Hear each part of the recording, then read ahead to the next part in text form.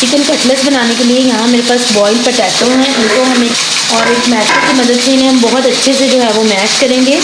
Potato मैंने boil कर लिए थे, इनको मैश कर लिया है। अब इसमें मैंने एक प्याज बारीक काटा है और ये चूरियन जो है ना वो चिकन इसमें ऐड किया है। साथ 1 से 2 जो है वो ग्रीन चिली है ना वो ऐड किया है। अब इसमें हम 1 चम्मच जो है वो सॉल्ट ऐड करेंगे।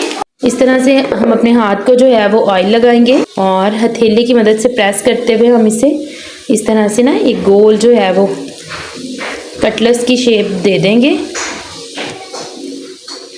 इस तरह से। और इसी तरह से मैं अपने सारे कबाब जो है वो रेडी करूँगी। इसमें ऑयल ऐड करेंगे, इस तरह से हम इसको अंडा लगाएंगे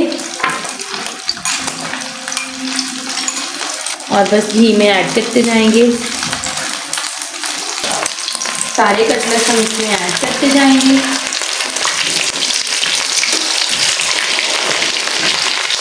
सारे हम अपने कटलेट्स जो हैं वो निकाल लेंगे और इनको एक प्लेट में शिफ्ट करते जाएंगे।